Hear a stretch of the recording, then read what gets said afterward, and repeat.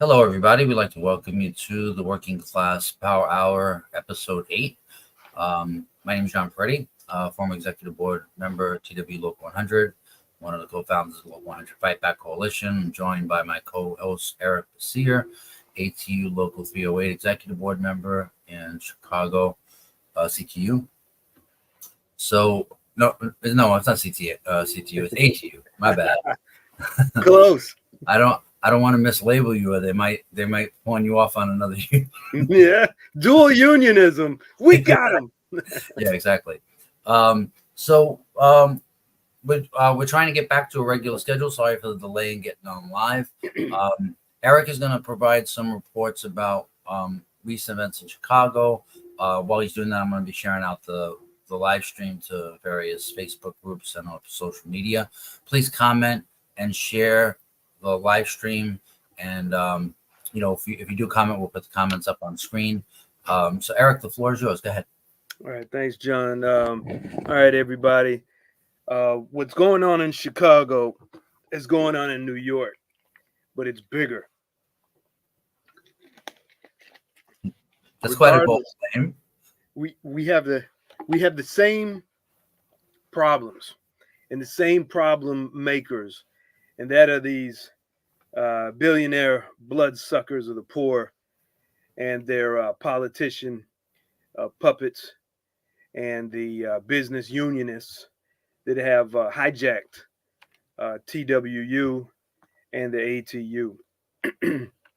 Now, right now, as we speak, the mayor of our city, who is the top boss of the Chicago Transit Authority, is sending and permitting the repression of people who are speaking out against the genocidal acts of the Israeli government against the Palestinians.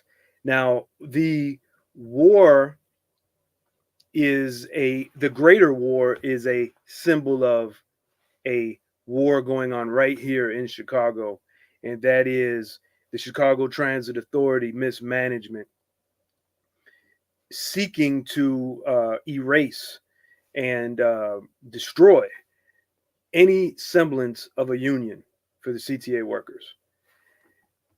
As I just yesterday, I got a report, and it was the documentation I needed. I actually have been getting the reports over the past couple of weeks that we have customer services, customer assistants, and these are our station agents, our so-called ticket agents that are in our union, and the management or mismanagement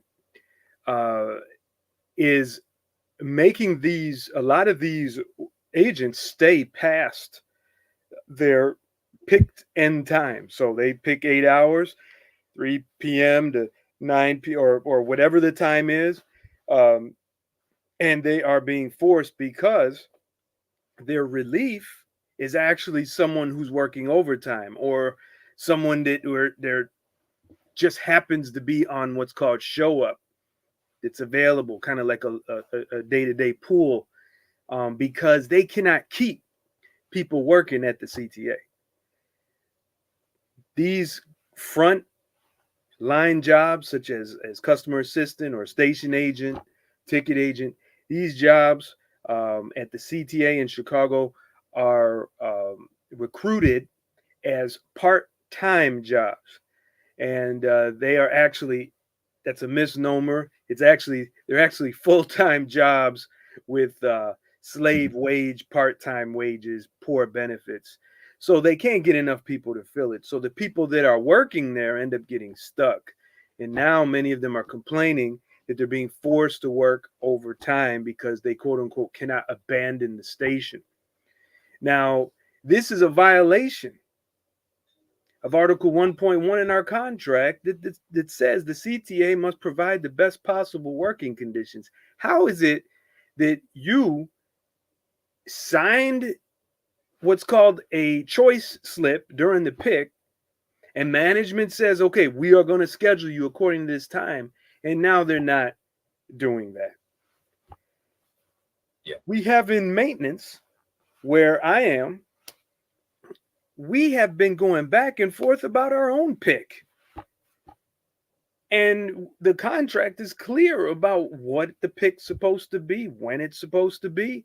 And we are now almost 2 months into when it should have been started. And they keep delaying it and delaying it and delaying it.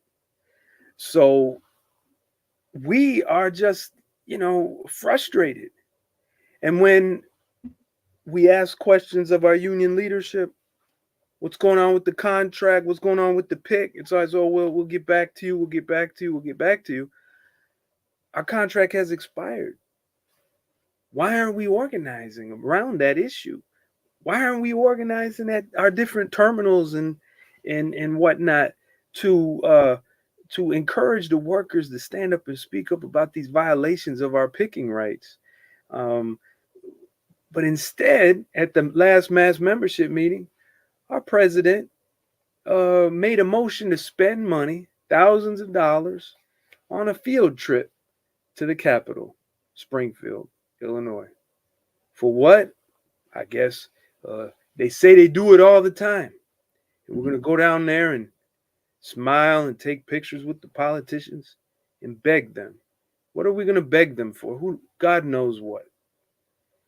That's a little bit I wanted to share. John, I don't know if you're able to hear exactly what I'm talking about, because Yeah, sure. I know you're multitasking. No, of course I heard you. Okay. So let us know what you think from your perspective. Just to respond to some of what you said, like, don't worry, because your union leaders will come out after the contract sellout and say the members just didn't rally to the cause. The members just didn't take on the boss in the field. They didn't get involved. They didn't want to get involved. So what could we do?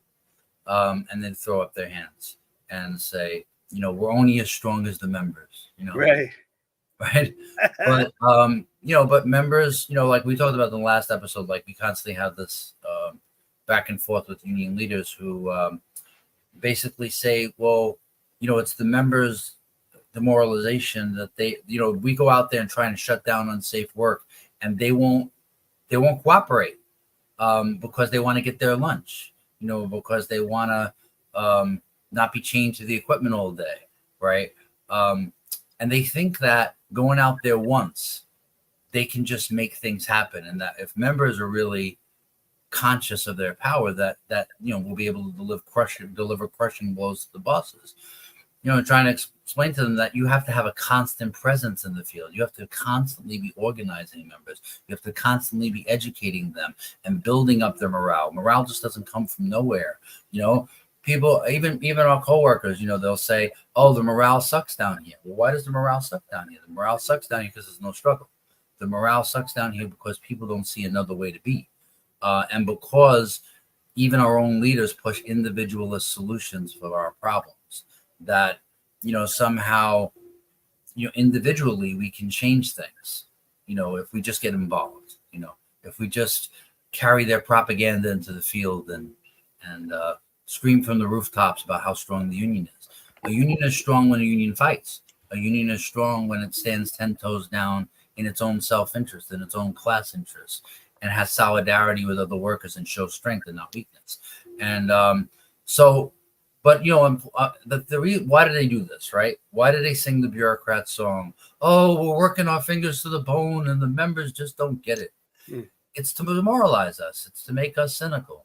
It's to lower expectations and make us feel like nothing else is possible. And there's a real crisis that we face as the working class after COVID. I mean, a lot of us are brain broken from COVID, from the abandonment we faced during the crisis. And to a certain extent, it's because we're American workers and we have this kind of relative privilege as related to other workers that, we can't be abandoned, that we deserve respect. And as union workers, that's a positive thing that we demand respect. It's a positive thing that we have an expectation to be treated with respect. But the problem is that we don't understand how respect is gained or how what that respect represents. It doesn't represent the fact that we're privileged. It represents the fact that if they don't give us respect, we will take it. We Yes. will demand it. We will impose our will upon the bosses. There are consequences when you disrespect our class. And that's completely missing from the labor movement right now, except with a few small examples like UAW and other, and some Amazon labor organizing. There are little rays of light that give the lie to the bureaucrats bullshit.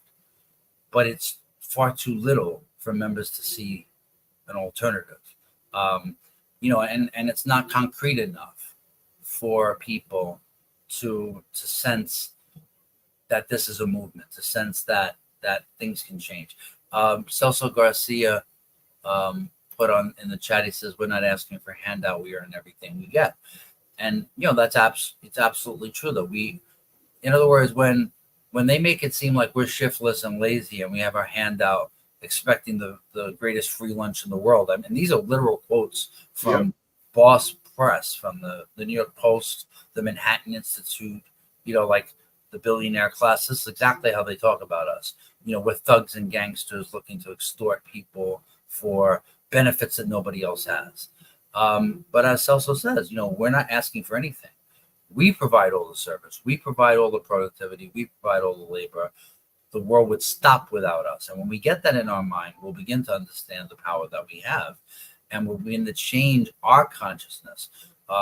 There's a famous rap song that's talking about how you got to clean your brain like a baby nine. Like we have to cleanse ourselves of boss logic. We have to remove self-hatred from the deep reserves of our consciousness. And the only way to do that is through struggle. It's just, like we have to take even the little steps, every little step we can take to remove the barriers between us and the kinds of struggles that we need to see. Celso also commented, it says, tax the rich. People get upset and say I'm crazy, that the rich earn their money. They started to say we're making overtime as if we did not work and management did not approve it, which is exactly true. I mean, no transit worker says I want to work overtime today and they just get it. Like, it doesn't work that way. No. All of this overtime is the project of the bosses.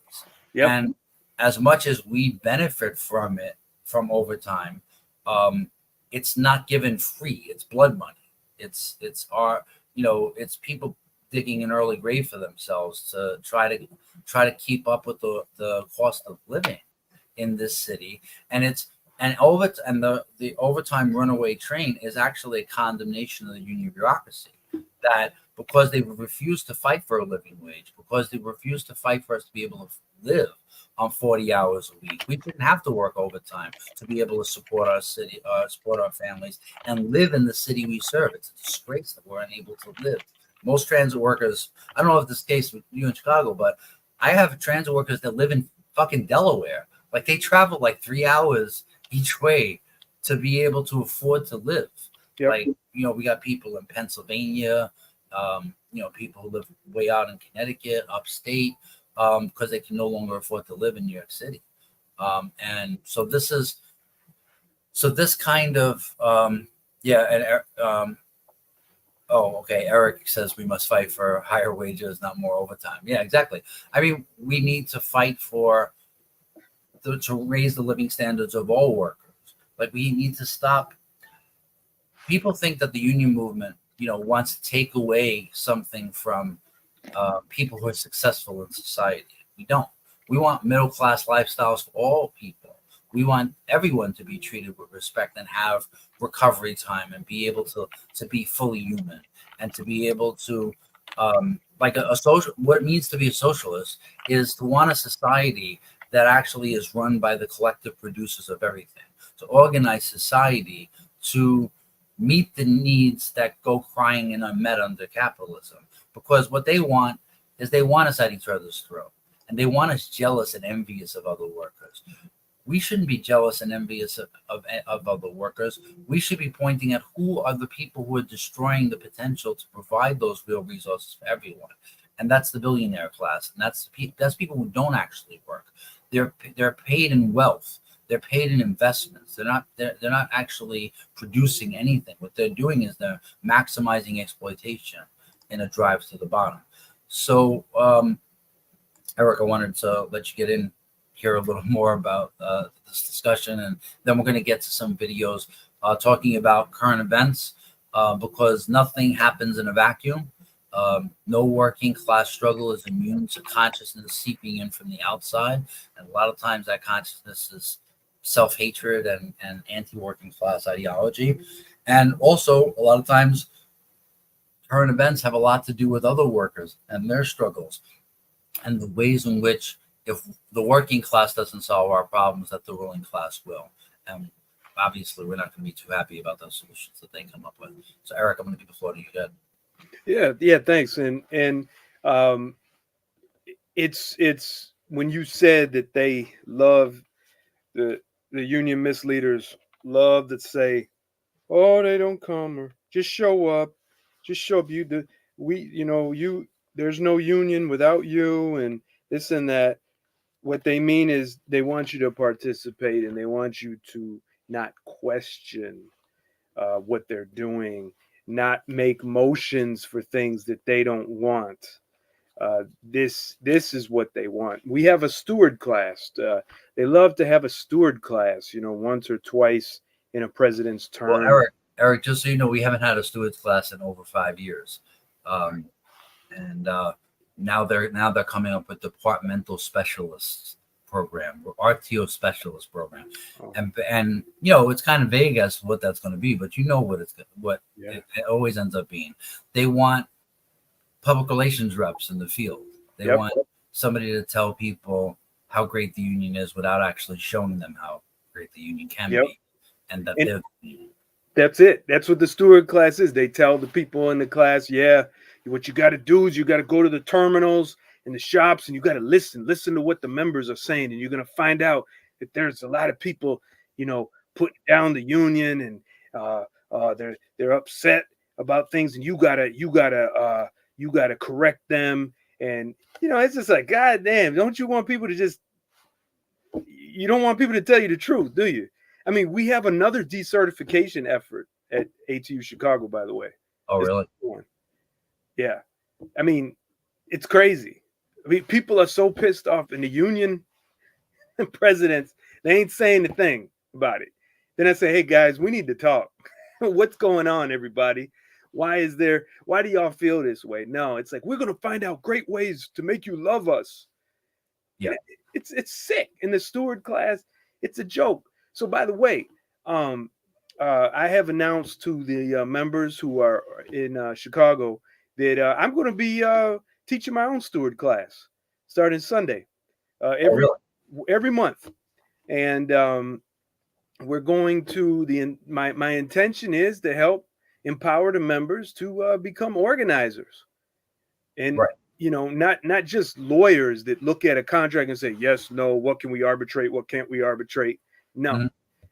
So I'm definitely inviting everybody to register for my virtual union hall.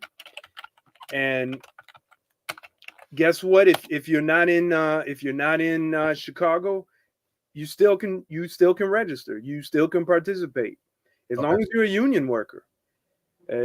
As long as you're not management, and I can verify who you are through the registration. You'll be good, because it's time now. It's time that we do, people like myself and John and others. It's time we just start doing what the union presidents refuse to do. Yeah. Well, actually, I think aren't you running for union president in Chicago? Well, I went ahead. It's 2.5 years in advance, and I told the members, you know what? Let's do it. And by the way, right after I did that, suddenly I got an email from the president. Oh, I'll take you off work for a day at such and such shop. Yeah. And the president's included me in some emails to the vice president that she sent about some terrible stuff that they're doing against people in my department. So it's working. Well, I mean, I don't know if I would say that means it's working. It's just I think Eric, we need to realize that their standards are not our standards. No. They will work with anybody so long as they maintain their power. They don't care. Yeah. They think that everybody thinks just like them. Yes. Like they've actually, like the RTO administration under Canelo Gomez, who sends our members to the hospital when he don't agree with them. Baseball bat Canela. Yeah, exactly. Somebody who gets right in the leg. Somebody who gets arrested on union property, on MTA property, supposedly representing the union. He comes to my coalition members and thinks that he's going to recruit them to run with them. And it's just like, we call for him to resign at every meeting. Like, how did you not get the message? I don't understand. Like, how could you be so stupid? But the thing is that for them, it's just like the bosses. It's a zero-sum game. It's whatever they need to do to maintain their power. And they think that everybody's as selfish and greedy and opportunist and egotistical as they are. And that, of course, if I give you, I throw you some crumbs, of course you're going to go and scurry and grab up the crumbs and count yourself lucky. So, I mean, I wish it was the case that there was more complicated than that there was some kind of higher thought process. There just isn't. No. This is what it is. Like this is how they think. So we're a little bit behind schedule. So I want to try to get to some of the political stuff. So I'm going to share my screen. We're going to talk about the ICC prosecution potentially, and call for arrest warrants for Netanyahu and other Israeli leaders as well as Hamas leaders. So I'm going to share my screen and play a short video about that. And then we have some other stuff about Eric Adams and his relationship with billionaires and what that means for that's the mayor at Columbia. So let me just share the screen here and start playing the video. This is from the Guardian News. I can also confirm today. Let me get this from the beginning. Sorry. I can it works. Today that I have reasonable grounds to believe, on the basis of evidence collected and examined by my office, that Israeli Prime Minister Benjamin Netanyahu and Minister of Defense Yoav Gallant bear criminal responsibility for the following international crimes committed on the territory of the State of Palestine from at least the 8th of October 2023.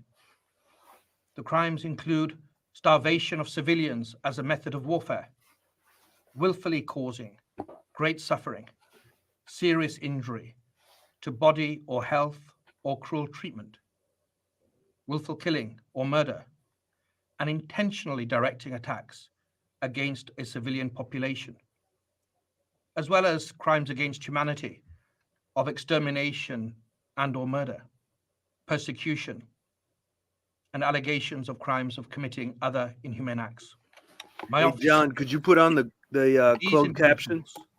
Through a common plan, have systematically deprived the civilian population of Gaza of objects indispensable to human survival. We have reached that conclusion based upon interviews with survivors, many eyewitnesses, experts, from satellite imagery, statements from Israeli officials, including the 2 individuals subject to the present application, as well as based upon several hundred authenticated videos, photographs, and audio recordings, many of which were taken and shared by victims and eyewitnesses themselves. My office charges Netanyahu and Gallant as co-perpetrators and as superiors in the commission of these alleged crimes. Israel, like all states, has the right to defend its population. It has every right to ensure the return of hostages that have been criminally and callously taken. Those rights, however, do not absolve Israel of its obligations to comply with international humanitarian law. Intentionally causing death, starvation, injury, and suffering to the civilian population, including so very many women and children, are criminal means to achieve military and political goals. That's what we allege. I have reasonable grounds to believe that 3 senior leaders of Hamas, Yahya Sinwar, Mohammed Daif, and Ismail Haniyeh bear criminal responsibility for the following international crimes committed on the territory of Israel and the State of Palestine from at least the 7th of October 2023. Extermination as a crime against humanity. Murder as a crime against humanity and as a war crime. The taking of hostages as a war crime. Rape and other acts of sexual violence during captivity as crimes against humanity and as war crimes. Torture during captivity as a crime against humanity and as a war crime. Other inhumane acts during captivity as a crime against humanity. Cruel treatment during captivity as a war crime. And outrages upon personal dignity during captivity as a war crime. My office submits that there are reasonable grounds to believe that these three Hamas leaders are criminally responsible for the... Okay, I'm going to pause it there. So, StreamYard. Okay, there we go. All right, so the reason why we talk about this is because it's kind of out of the ordinary. Under the rules of white supremacy, for any leader of a white ethno state, a religious ethno state that's population is white to ever be called out for crimes against humanity. I mean, the only other time you can really think of it is Serbia and Bosnia Herzegovina, and obviously these charges or the request for arrest warrant are going to go about as far as the arrest warrants issued for George W. Bush and Dick Cheney and Henry Kissinger and others. Basically, unless they travel to a country that is going to risk the defiance, being defiant of the United States, and assist the International Criminal Court in arresting these people, it's very unlikely they'll actually face any real punishment for their crimes. The only thing that can give them the real punishment that they deserve is for their military objectives to be defeated, for workers in countries around the world to seize the cargo that's going to Israel in terms of military weapons, and to make it impossible for them to continue their operations by massive protest on a global scale that actually cripple the resources that are funding this genocide. But it's important that international organizations were forced to actually acknowledge the crimes against humanity and the murder and the genocide that Israel has been engaging in.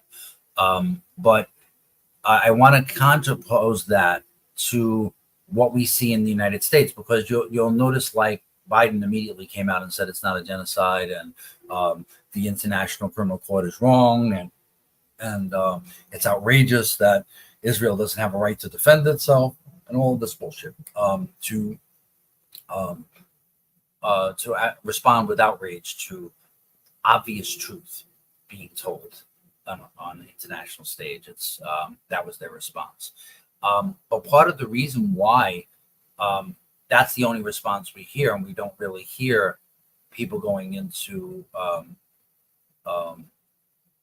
understanding what's actually going on and hearing from the world community what they actually think of what's going on, is because of the role of billionaires in warping and distorting the consciousness of in the United States about what these protests are about and about what the Israeli genocide is really about.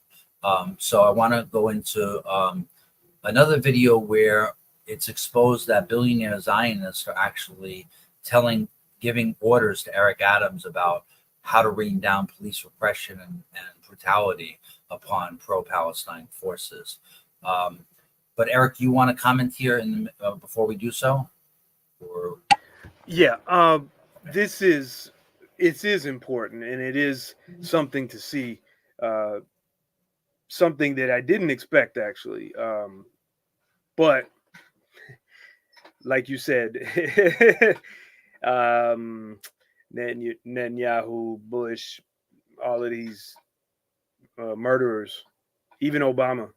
Yeah. I mean, all of them have ordered so many people to be killed. We're talking about innocent people. Wedding parties. Yeah. Yeah, just Afghan wedding parties. you just with your family and a bomb falls on you. You know, oh, I'm sorry, it's the wrong person. Oops. Here's $1,000.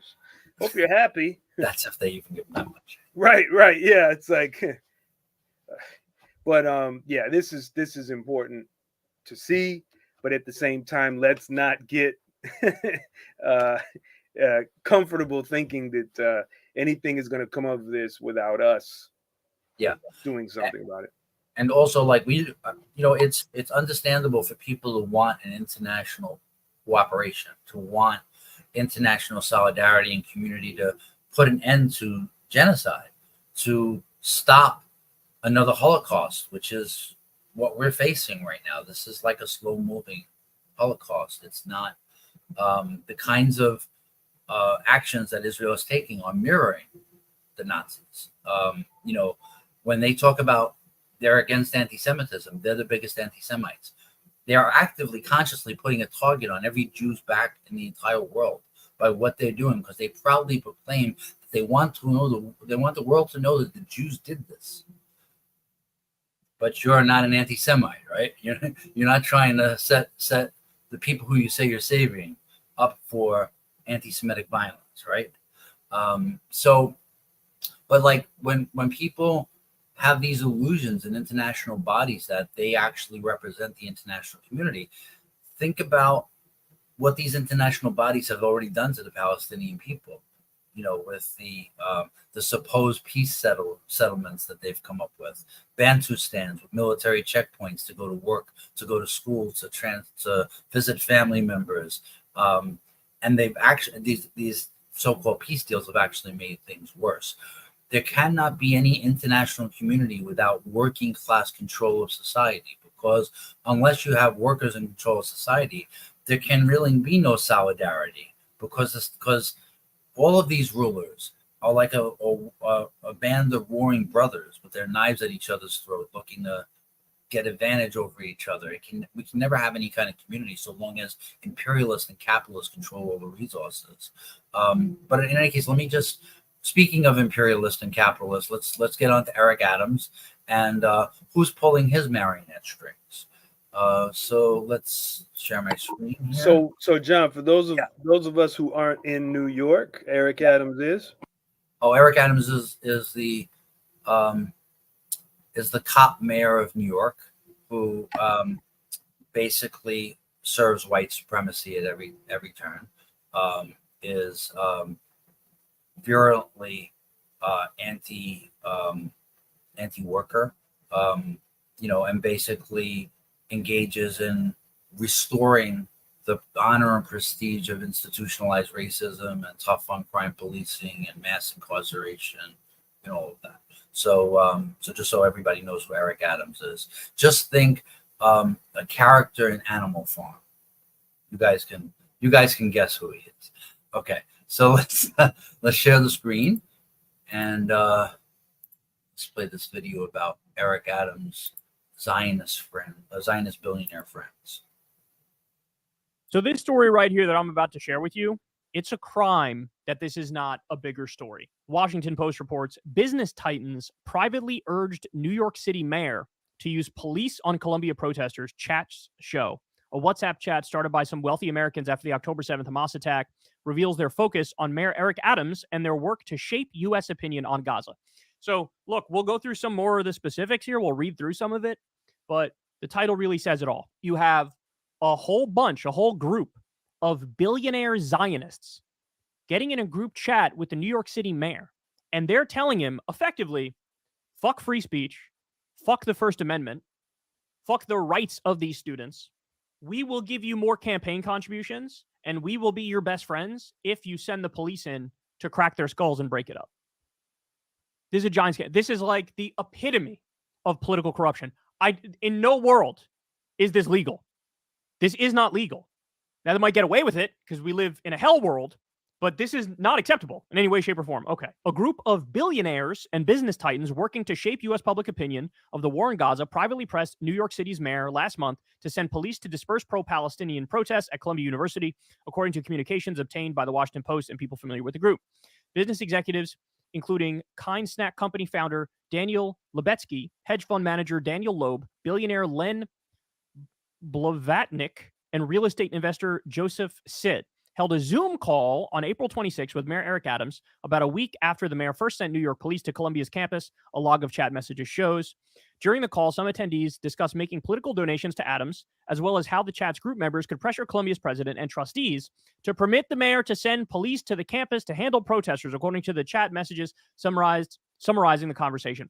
Guys, this is what we call an oligarchy. This is what we call a kleptocracy. So you have billionaire Zionists who are on the exact opposite side versus the American public. They are controlling policy directly through these back channels and throwing their money around to get their way. One member of the WhatsApp chat group told the Post he donated $2,100, the maximum legal limit, to Adams that month. Some members also offered to pay for private investigators to assist New York police in handling the protests, the chat log shows. An offer a member of the group reported in the chat that Adams accepted. Wow. The New York Police Department is not using and has not used private investigators to help manage protests, a spokeswoman for City Hall said. The messages describing the call with Adams were among thousands logged in a WhatsApp chat among some of the nation's most prominent business leaders and financiers, including former Starbucks CEO Howard Schultz, Dell founder and CEO Michael Dell, hedge fund manager Bill Ackman, and Joshua Kushner, founder of Thrive Capital and brother of Jared Kushner, former President Donald Trump's son-in-law. People with direct access to the chat log's contents supplied them to the Post. They shared the information on the condition of anonymity because the chat's contents were meant to stay private. Members of the group verified the chat's existence and their comments. The chat was initiated by a staffer for billionaire and real estate magnate Barry Sternlicht, who never joined directly, instead communicating through the staffer, according to chat messages and a person close to Sternlicht. In an October 12th message, one of the first sent in the group, the staffer posting on behalf of Sternlicht told the others the goal of the group was to change the narrative in favor of Israel, partly by conveying the atrocities committed by Hamas to all Americans. They go on to cite the death toll of both sides. The chat group formed shortly after the October 7th attack, and its activism has stretched beyond New York, touched the highest levels of the Israeli government. Anyway, they go on here and say more than a dozen members of the group appear on Forbes' annual billionaire list. Others work in real estate, finance, and communications. Overall, the messages offer a window into how some prominent individuals have wielded their money and power in an effort to shape Americans' views of the Gaza war. Guys, can we just call a spade here? Can we just call a spade a spade? This is how decisions get made. This is how U.S. policy is shaped. So we're in a situation where even if you bias the framing of the question in a pro-Israel direction, it's still a plurality of Americans that say Israel's committing a genocide. The majority of the American people for months now have been saying, we want a full ceasefire, permanent ceasefire. And every single step of the way, the public has lost and the big money has won. And my guess is this is just the tip of the iceberg, because we all know how powerful AIPAC is and DMFI is. They brag about getting all their people elected. They brag about spending tens of millions of dollars or hundreds of millions of dollars on elections. And this is why we get the policy position that we do. This is why we get bills like the one that just passed the House, which said we will defund the U.S. government if you try to hold up any weapons deliveries to Israel. Okay, I'm going to pause it there. But you basically get the gist that this is just one example of how our institutions are being hijacked. And we have a comment that Eric just put up on the screen. Why are union leaders so afraid to demand higher wages for members? Why? And then he had also put out another one that says that everyone already knew that Adams is bought and paid for. We already knew.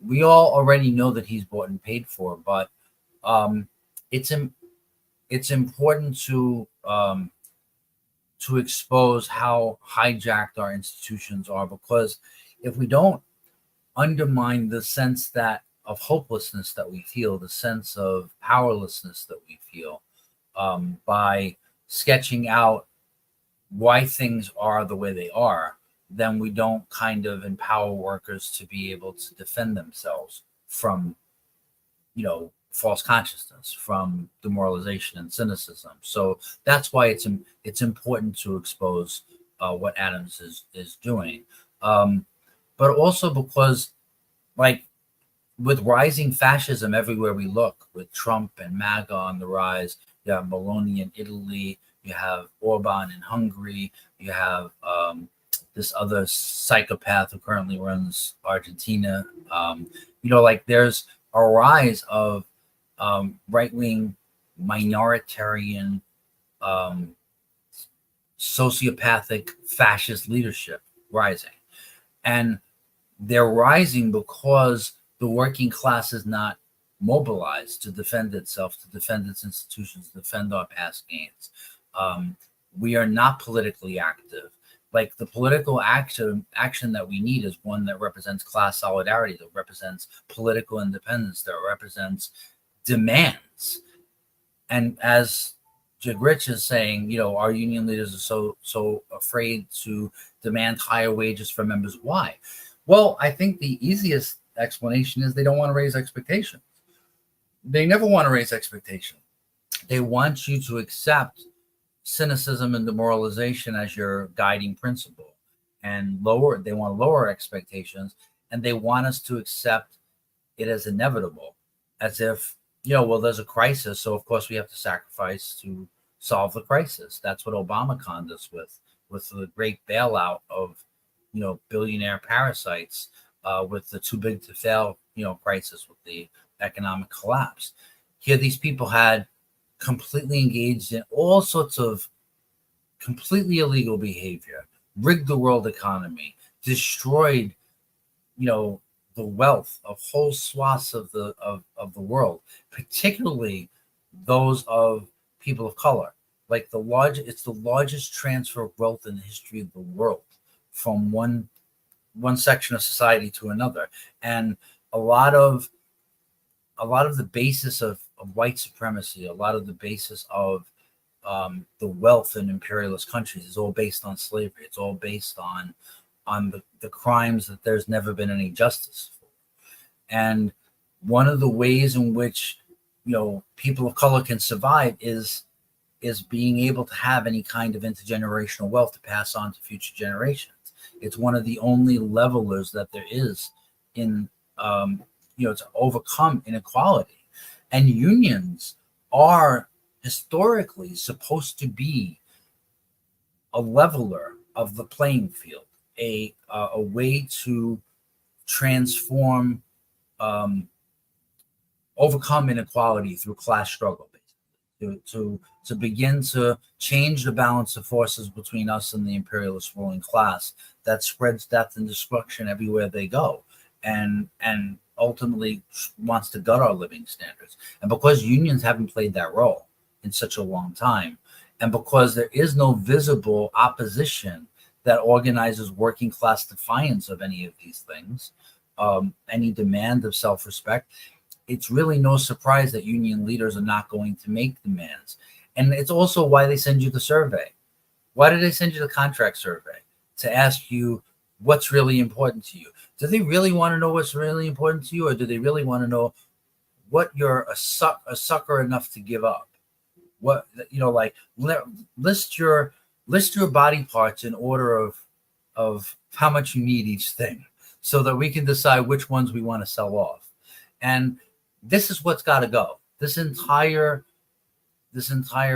phenomenon of business unionism has to go, because it actually is the harbinger of death of the trade union movement, and will rationalize selling off anything and everything. And you've seen it in our own union. I mean, it's one betrayal after another, and nobody is safe. It's new hires, retirees, current employees. They'll sell their mother to get ahead. Doesn't matter. Anything to avoid fighting the bosses. They're completely and totally allergic to struggle. If they are the most anti-union people I've ever met. I've been on the highest level of power within my union, the executive board, supposedly the Congress of Local 100, right? Represented by every department. And I'm telling you, the creatures, the subhuman creatures who occupy those positions are hateful, evil, anti-union bastards. And they just personify boss blood. They personify accepting everything and anything that the bosses throw our way in terms of concession and give backs. And they don't care because they don't have to face the consequences. They'll never have to face the consequences. They know once they get elected and they are on the patronage of the union president, that the gravy train will never end.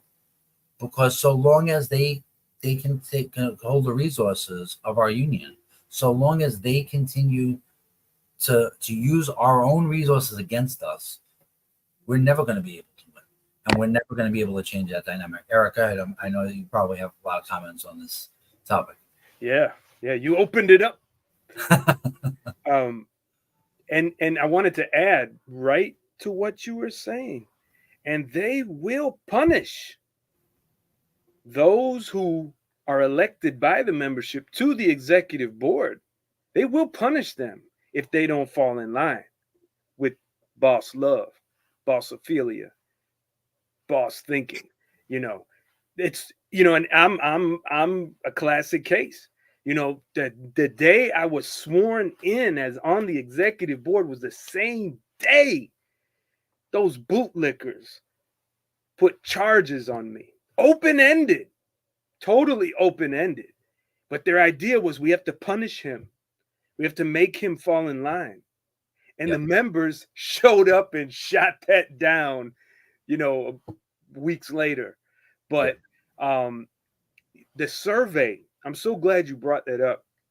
So we're not doing surveys anymore at Local 308 regarding the contract. The CTA, our employer, does the surveys for us. Now, they don't say it, right? They're not like, we're a partnership with the union and the company. No. But when you look at the survey is all about working conditions. And that's the realm of the union. And it's a really good survey. I mean, it's very concise and whatnot, but the company, the CTA mismanagement, has constructed it. And it shows you where our contract is made. It's not made by us. It's made by the lawyers downtown. We have a comment I want to put up on the screen. Oh, yeah. Jig Rich, a member here in New York, which says the gutting of union power structure, I believe, started when Reagan fired all the air traffic controllers, and all of the unions stood around and did nothing, absolutely nothing. It should have been a national work stoppage when Reagan did that. It's been downhill for unions ever since. Yeah, I think that's very much true. That there should have been a general strike in this country when they threatened the air traffic controllers. We should have saw it. The working class should have saw it as a declaration of war on our class, on our living standards, on our job security, on all of that. But one thing I will say is that a lot of members in our union think that they have this attachment to that once something like that happens, that there's no struggle is really possible. And they also think that way about the Taylor law. They think that because this law exists, we can't strike. Ultimately, now I'm not encouraging members to strike. Ultimately, it's the members' decision what tactics we use in a fight for our lives. Members will decide. I'm not deciding. Eric's not deciding. We collectively decide. Just got to make that proviso and make sure I don't get myself brought up on Taylor law charges. I'm not inciting a strike. I'm just saying that workers will decide what tools and what weapons we use in a fight for our lives. Well, in the same way as people see the firing of PACO workers by Reagan as proof that it's impossible for us to fight back, we have to be careful that our union leaders weaponize that, right? They weaponize the Taylor law as a way to say, oh, what can we do? if we strike, they'll fine us 2 days for every 1 day that we're out on strike. If we, no matter what we get in the contract, the union will be fined millions of dollars. Well, I mean, it's instructive to think about sanitation workers during the 70s who told the city of New York, so how many months can you live without garbage collection? And when we don't negotiate with a gun to our head, there'll be no negotiations till the tail law fines are off the table. That's the kind of militancy that we need in response. When someone threatens your livelihood, when somebody is willing to throw you out in the street and make you starve to death and make you watch your family starve to death, I mean, what response could there be except defiance? What response could there be except, well, unjust laws are made to be broken? I mean, the civil rights movement proved that. Did people ask permission to sit down at lunch counters and refuse to move? No, they didn't. Nope. Did they ask permission to sit on buses that were segregated in areas where they were told they were not allowed to sit? No, of course not. Unjust laws are made to be broken. We need to develop that kind of militancy, or we're not going to be able to respond in an effective way that shows our strength instead of our weakness. And I mean, it's the clearest example, like the fetishization of the terror law as the proof that we can do nothing to fight for ourselves, and that the game is rigged. And what can we do? It's the perfect cop out for union leaders. I mean, Jig, our union leadership under Samuelson, they swore up and down they would never strike. Why would you do that? I mean, why is there a special section of the contract that is all anti-strike provision? If it's against the law, why does it need to be in the contract? No, we have to go double down and triple down and re-instruct union workers that the union has no power. And the union put it in its own bylaws. That's how house slave mentality they are, as a way to basically say, well, there's nothing we can do, and all we can do is negotiate. And when you negotiate and you have no weapons in your arsenal and you're not willing to mobilize any power, what do you expect? It's surrender is what it is. Yep. And we have to cleanse our mind of all of this boss logic and all of this weakness. They are weak. We are strong. And like you asked the question, why is the union leadership not demanding higher wages for members? It's because we haven't elected a union leadership that represents rank and file militancy. It's because we haven't represented accountable leaders that are not about themselves. It's because we haven't demanded it. It's because there are no consequences for union leaders who don't act in our interests. It's because we don't discipline them. It's also why the bosses act the way they do, like they own a plantation, like they have a free hand to give us the back of the hand anytime they feel like it, like they can scapegoat us and set us up for assault anytime they want to, constantly with their racist narratives. It's because there's no consequences. And we have to provide those consequences. No one else is going to provide it for us. And in Chicago, we were looking we're looking at the news about this, how the police are used to repress.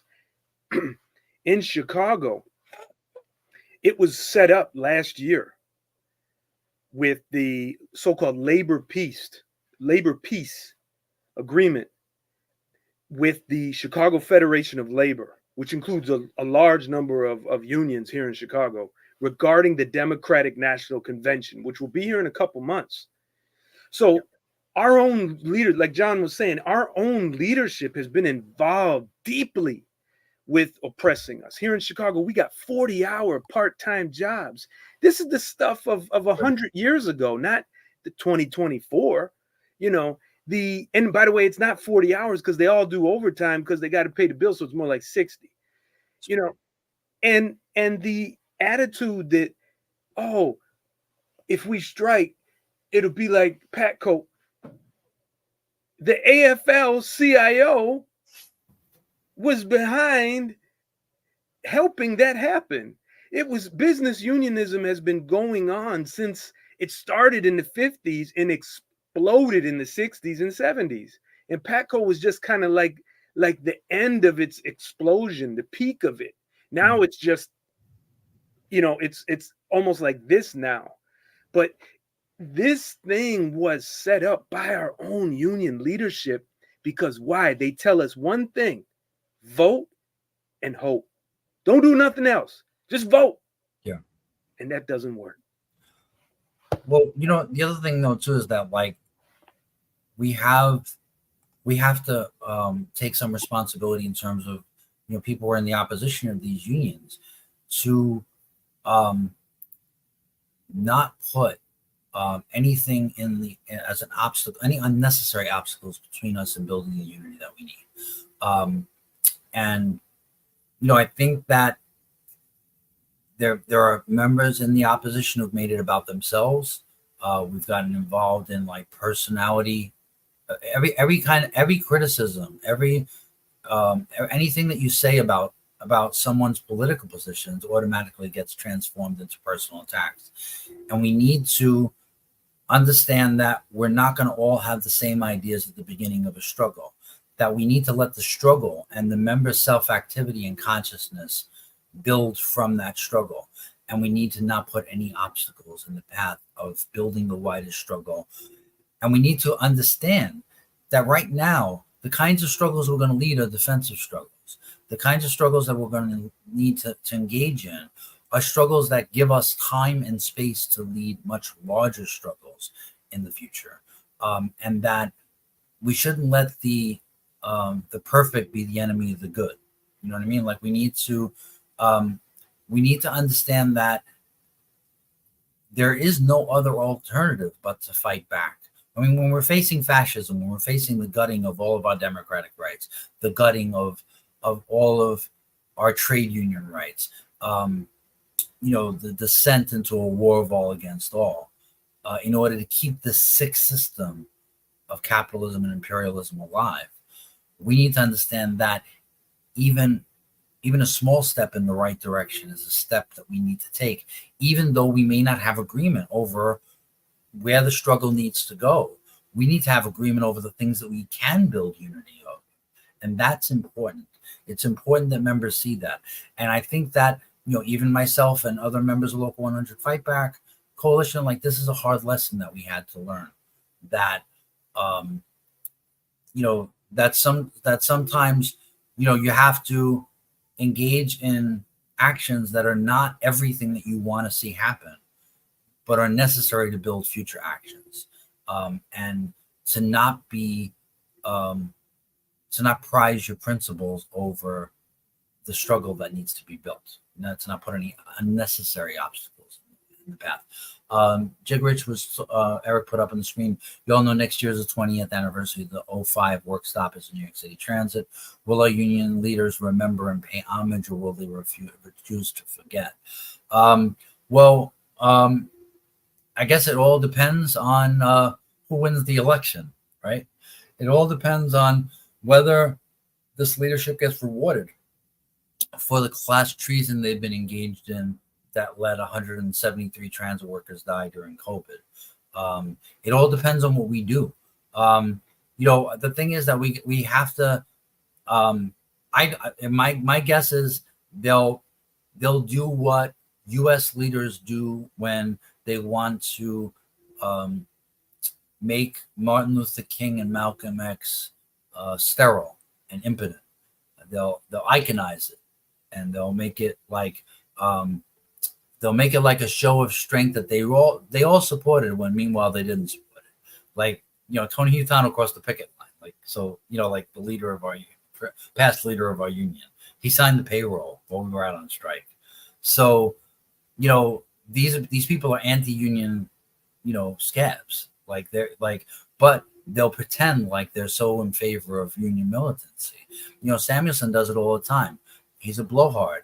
He postures as if he's a militant trade union leader when he's never led any of those struggles. So I would guess that'll be their response, is bluster and puffing up their chest about how proud they are of a strike they never supported and never really wanted. But the real answer is, what will we do to remember? What would show that we understand the lessons of that strike not just that it was right to strike, but that going back without a contract was a disastrous betrayal of that strike.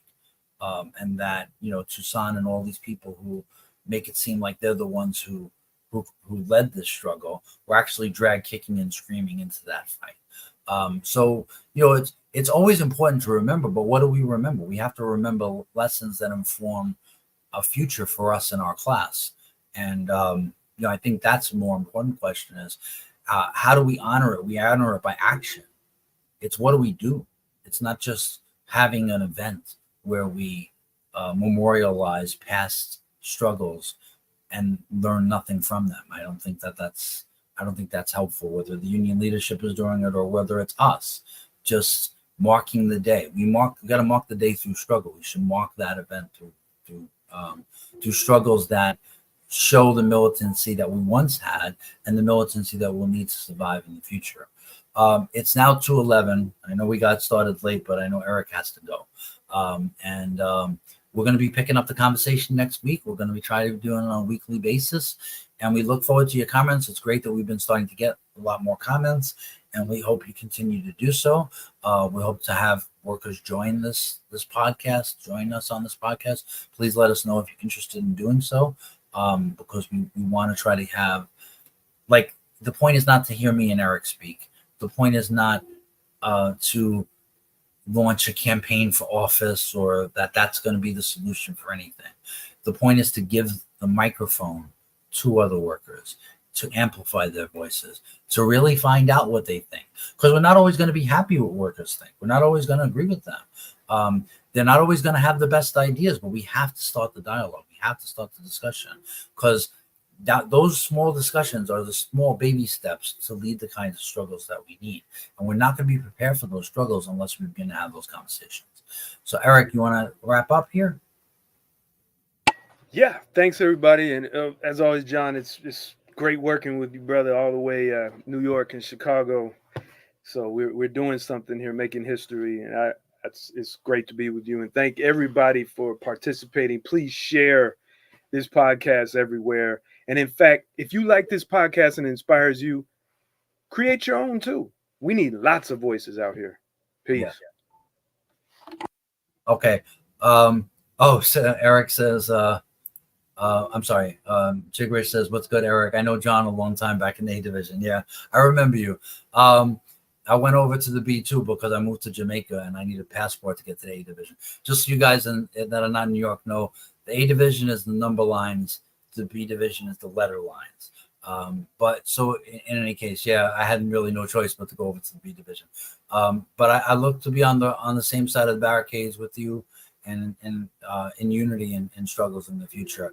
And also those transit workers who are not in New York City or Chicago, please reach out to us, because I know a lot of you follow us. I know there's one in Pittsburgh, particularly, who's been very interested in these discussions. Please join us. Let us know if you're interested in joining the podcast, because we want to have as many voices as possible heard. Because when we see our commonality in each other's experiences, that's when we see our strength.